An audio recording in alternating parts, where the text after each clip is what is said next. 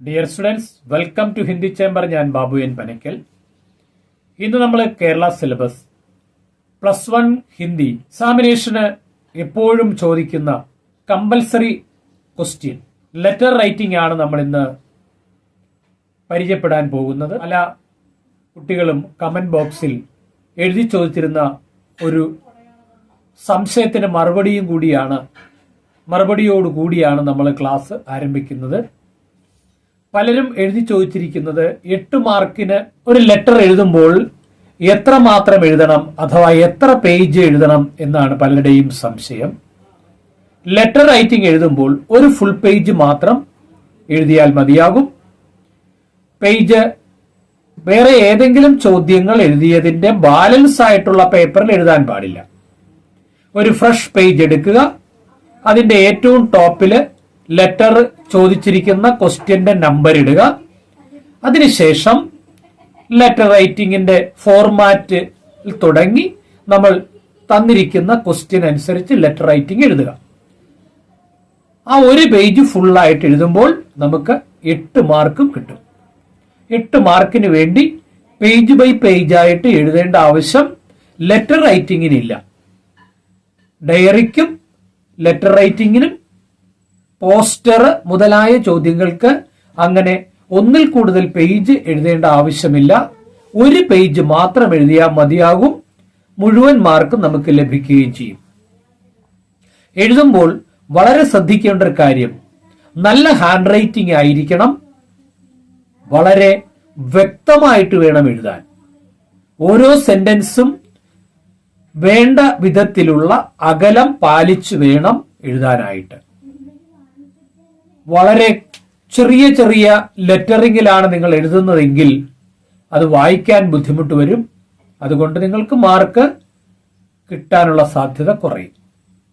അപ്പോൾ വേണ്ടത്ര അകലം കൊടുത്തിട്ട് ഓരോ സെന്റൻസും വേണ്ടത്ര അകലത്തിൽ, വേർഡുകൾ വേണ്ടത്ര അകലത്തിൽ, വളരെ നല്ല ഹാൻഡ് റൈറ്റിംഗോടുകൂടി എഴുതിയാൽ ഒരു ഫുൾ പേജ് കവർ ചെയ്ത് നമ്മൾ ലെറ്റർ റൈറ്റിംഗ് എഴുതിയാൽ 8ൽ 8 മാർക്കും കിട്ടും.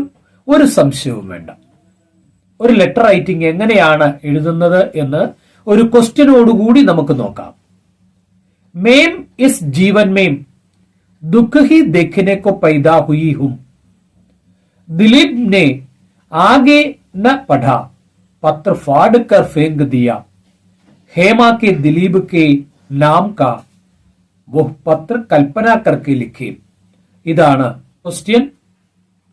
നമുക്കറിയാം, ഫോക്കസ് ഏരിയയിൽ ഉൾപ്പെടാത്ത ഒരു ചാപ്റ്ററാണ് യശ്പാലിന്റെ ദുഃഖ് എന്ന് പറയുന്ന കഥ. അതിലെ 2 കഥാപാത്രങ്ങളാണ് ഹേമയും ദിലീപും. ഇവിടെ മേം ഇസ് ജീവൻ മേം ദുഃഖ് ഹി देखने को पैदा हुई हूं. ഞാൻ ഈ ജീവിതത്തിൽ ദുഃഖം അനുഭവിക്കാൻ വേണ്ടി ജനിച്ചതാണ്. ദിലീപിനെ ആഗേന പഠ. ദിലീപ് ആ ഒരു സെന്റൻസ് വായിച്ചു, വീണ്ടും അദ്ദേഹം വായിച്ചില്ല. പത്ര ഫാഡ്കർ ചോട് ദിയ. ആ ലെറ്റർ ചുരുട്ടിക്കൂട്ടി വലിച്ചെറിഞ്ഞു. ഹേമ കി ദിലീപ് കി നാം കാ വഹു പത്ര കൽപ്പന കർക്കെ ലിഖി. ഹേമയുടെ ദിലീപിനായിട്ടുള്ള ആ ലെറ്റർ നമ്മൾ ഒന്ന് സങ്കല്പിച്ച് എഴുതുക. ഇതാണ് ക്വസ്റ്റ്യൻ. ഒരു ലെറ്ററിന്റെ ഫോർമാറ്റ് എന്ന് പറയുമ്പോൾ റൈറ്റ് സൈഡിൽ സ്ഥാൻ, അതിന്റെ താഴെ താരീഖ്. സ്ഥാൻ എന്ന് പറഞ്ഞാൽ പ്ലേസ്, താരീഖ് എന്ന് പറഞ്ഞാൽ ഡേറ്റ്. അപ്പോൾ നമ്മൾ പരീക്ഷയ്ക്ക് എഴുതുമ്പോൾ സ്ഥാൻ എന്ന് എഴുതിയിട്ട് 2-3 ഡോട്ട് ഇട്ടാൽ മതി. അതിന്റെ നേരെ താഴത്ത് താരീഖെന്നോ ദിനാങ്കെന്നോ എഴുതിയിട്ട് അതേപോലെ ഡോട്ട് ഇടുക. ആ ലൈനിൽ വിട്ട് അതിന്റെ താഴത്തെ ലൈനിന്റെ ലെഫ്റ്റ് സൈഡിലായിട്ട് പ്യാരേ എന്ന് ചേർക്കുക, അതായത് സംബോധന ചേർക്കുക, ഒരു കോമ ഇടുക. എന്നിട്ട് ഈ ചോദ്യത്തിനായിട്ടാണ് നമ്മൾ ഉത്തരം എഴുതുന്നതെങ്കിൽ ഇപ്രകാരമാണ് എഴുതേണ്ടത്. മേം ഇസ് ജീവൻ മേം ദുഃഖ ഹി देखने को पैदा हुई हूं. നമ്മൾ കണ്ടു ആ ക്വസ്റ്റ്യനിൽ ആ ഒരു സെന്റൻസ് തന്നിരുന്നുവെന്നും ആ സെന്റൻസ് വായിച്ചു കഴിഞ്ഞ ഉടനെ തന്നെ ദിലീപ് ലെറ്റർ ചുരുട്ടിക്കൂട്ടി എറിഞ്ഞു എന്നുമാണ് ക്വസ്റ്റ്യൻ. അപ്പോൾ നമ്മൾ എഴുതേണ്ടത് ആ സെന്റൻസ് തന്നെയാണ് റിപ്പീറ്റ് ചെയ്യേണ്ടത്. मैं इस जीवन में दुख ही देखने को पैदा हुई हूं. ഞാൻ ഈ ജീവിതത്തിൽ ദുഃഖം മാത്രം അനുഭവിക്കാൻ ജനിച്ചവളാണ്. मैं तुम्हें बहुत प्यार करती हूं. ഞാൻ നിന്നെ ധാരാളം ഇഷ്ടപ്പെടുന്നു, അല്ലെങ്കിൽ ഒത്തിരി ഇഷ്ടപ്പെടുന്നു. യഹ് സമझे बिना, ഇത് മനസ്സിലാക്കാതെ, तुम सहेली के साथ इधर उधर घूमते फिरते रहते हो. ഇത് മനസ്സിലാക്കാതെ നിങ്ങൾ കൂട്ടുകാരിയോടൊപ്പം അവിടെയും ഇവിടെയും കറങ്ങിത്തിരിഞ്ഞ് നടക്കുന്നു. ആപ് ഹി സോച്ചിയെ, താങ്കൾ ചിന്തിച്ചാലും, മുझे कितना दुख होगा, എനിക്ക് എത്രമാത്രം ദുഃഖമുണ്ടാകും എന്ന് താങ്കൾ ഒന്ന് ചിന്തിച്ചു നോക്കൂ. मैं भी एक नारी हूं, ഞാനും ഒരു സ്ത്രീയാണ്. पति को हमेशा पत्नी की हालत देखनी चाहिए. ഭർത്താവ് എപ്പോഴും ഭാര്യയുടെ അവസ്ഥ നോക്കേണ്ടതായിട്ടുണ്ട്.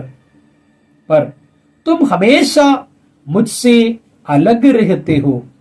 പക്ഷേ നിങ്ങൾ എപ്പോഴും എന്നിൽ നിന്ന് വേർപെട്ട് നടക്കുകയാണ്. प्यार नहीं करते हो, വേണ്ടത്ര സ്നേഹിക്കുന്നില്ല. इसलिए मुझे घर जाना पड़ा, അതുകൊണ്ട് എനിക്ക് വീട്ടിൽ പോരേണ്ടി വന്നു. ജവാബ് കി പ്രതീക്ഷാമേം, ഏറ്റവും അവസാനം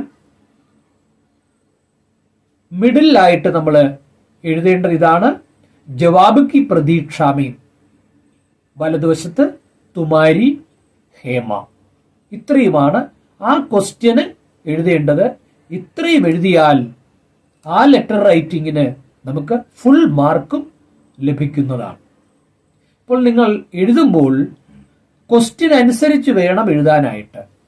ഫോർമാറ്റ് മറക്കണ്ട. വലതുവശം മുകളിൽ സ്ഥാൻ, അതിന്റെ നേരെ താഴെ താരീഖ്, അതിനും താഴത്ത് ലെഫ്റ്റ് സൈഡിലായിട്ട് പ്യാരെ മിത്രന്നോ, അതല്ലെങ്കിൽ ഭാര്യ ഭർത്താവിനാണ് എഴുതണമെങ്കിൽ പ്യാരെ എന്ന് മാത്രം മതി. ഏറ്റവും അവസാനം എഴുതേണ്ടത് ഒരു കൺക്ലൂഷൻ, ജവാബ് കി പ്രതീക്ഷാമേ എന്ന് എഴുതിയിട്ട് അതിന്റെ അടുത്ത ലൈനിൽ റൈറ്റ് സൈഡിലായിട്ട് വലതുവശം താഴെയായിട്ട് തുമാരി ഹേമ. ഇത്രയുമാണ് ആ ലെറ്റർ റൈറ്റിംഗിൽ നമ്മൾ എഴുതേണ്ടത്. ഏതെങ്കിലും കാരണവശാൽ തന്നിരിക്കുന്ന ലെറ്റർ റൈറ്റിംഗിന്റെ ചോദ്യത്തിനനുസരിച്ച് ലെറ്റർ എഴുതാൻ നിങ്ങൾക്ക് സാധിച്ചില്ല എങ്കിൽ ഈ ഫോർമാറ്റ് എഴുതിയതിനു ശേഷം ക്വസ്റ്റ്യനിലകത്ത് പറഞ്ഞിരിക്കുന്ന കാര്യങ്ങൾ ബോഡി ഓഫ് ദ ലെറ്ററിൽ എഴുതി വയ്ക്കുക. എന്തായാലും ഫോർമാറ്റ് എഴുതിയതിനു ശേഷം ബോഡി ഓഫ് ദ ലെറ്ററിൽ ഒരു 4 or 5 സെന്റൻസ് എഴുതിയില്ല എങ്കിൽ നമ്മൾക്ക് 8ൽ 8 മാർക്കും കിട്ടാനുള്ള സാധ്യത കുറവായിരിക്കും. അതുകൊണ്ട് ഓൺ വേഴ്സിലാണെങ്കിൽ, കാണാതെ പഠിക്കാത്ത ലെറ്ററാണ് വന്നിരിക്കുന്നതെങ്കിൽ ഓൺ വേഴ്സിലാണെങ്കിലും ഒരു 6-8 സെന്റൻസ് നിങ്ങൾ നിർബന്ധമായിട്ടും എഴുതണം. അങ്ങനെ ഒരു ഫുൾ പേജ് കവർ ചെയ്ത് വച്ചിരിക്കണം. ആ എഴുതുന്നത് വളരെ വ്യക്തമായിരിക്കണം, വളരെ നീറ്റായിട്ട് വേണം എഴുതാനായിട്ട്. എന്നാൽ നിങ്ങൾക്ക് ഫുൾ മാർക്ക് ലഭിക്കും. അപ്പൊ ലെറ്റർ റൈറ്റിംഗ് എങ്ങനെയാണ് എഴുതുന്നതെന്ന് നിങ്ങൾക്ക് നല്ലവണ്ണം മനസ്സിലായി എന്ന് വിചാരിക്കുന്നു. എല്ലാവരും ലൈക്ക് ചെയ്യുക, ഷെയർ ചെയ്യുക. അടുത്ത പ്രധാനപ്പെട്ട ചോദ്യം നോട്ടിഫിക്കേഷനായിട്ട് ലഭിക്കുന്നതിന് ബെല്ലൈക്കണിലെ ഓൾ ഓപ്ഷൻ കൂടി പ്രസ് ചെയ്യുക. നമുക്ക് അടുത്ത പ്രധാനപ്പെട്ട ചോദ്യവും അവയ്ക്കുള്ള ഉത്തരവുമായിട്ട് വീണ്ടും കാണാം. അതുവരേക്കും എല്ലാവർക്കും നന്ദി, നമസ്കാരം.